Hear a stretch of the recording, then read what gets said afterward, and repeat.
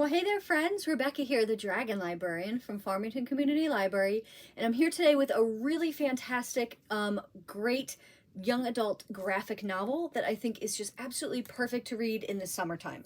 Not just because the title has the word summer in it, but because it feels like, to me at least, the encapsulation of so many things that go into summer when you're a young person. It made me super nostalgic for a lot of things I experienced back in the day growing up. Even if my experiences were not really anything like the ones in this graphic novel, it still made me super nostalgic. So I think that this is just a wonderful book, a fantastic graphic novel story. And you don't have to read it in the summer. Obviously, you can read it whenever you want. But it is a really great time to read it since it is still, and we're in August. We've still got a few weeks left of summer, right? Thank goodness, before school starts. So it is a really perfect time to read this one. So what graphic novel am I talking about? It's called This One Summer by Jillian and Mariko Tamaki. Now, Mariko Tamaki, they're both graphic novel artists and writers, but Mariko Tamaki might sound familiar because she has written a few other graphic novels that have become super popular. Laura Dean Keeps Breaking Up With Me, I Am Not Starfire. There's a Harley Quinn one as well that I'm pretty sure she worked on, and a couple other ones as well. So she's a really big name in young people's graphic novels, and for good reason. The story is fantastic. So what is it about? It's about basically the story of this young girl named Rose who goes with her mom and dad every summer to this beach called Owago Beach, and she basically just looks forward to it every summer. She gets to spend it with her family's friends. Her parents have this other family that come, and they all, they all stay together and they're all friends. And they have a daughter named Wendy who is basically like a little sister to Rose. They're really close. They've always been so. And it's just something that Rose looks forward to every year. This year, however, has been a little bit different. The girls are getting a little bit older. They are still very close, but there are a lot of differences between them that are starting to crop up.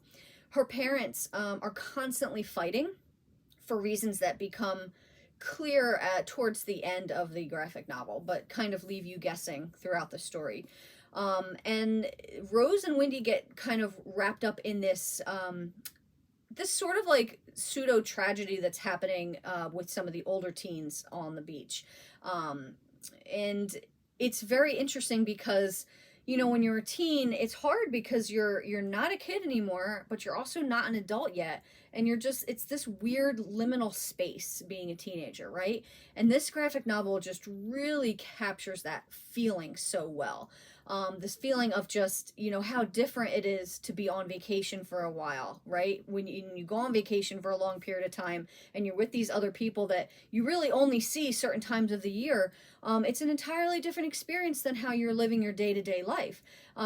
My family used to go down the shore. I say down the shore because I'm from New Jersey. We used to go to the beach a lot growing up when I was a kid, and for a week at a time we would go.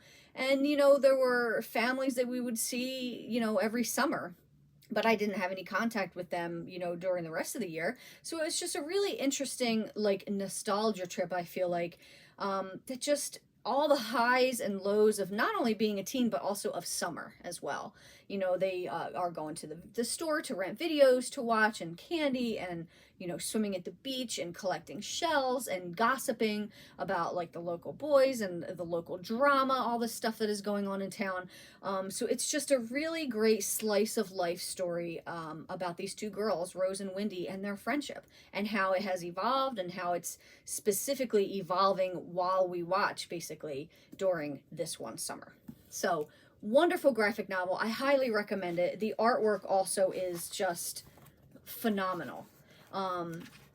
It's not there. They don't have, there isn't a color palette in here, but the shades of light and darkness that take place in this story are just fantastic. And sometimes, the dialogue is wonderful, and sometimes even the spaces that don't have any dialogue are just as impactful. Really great story, This One Summer.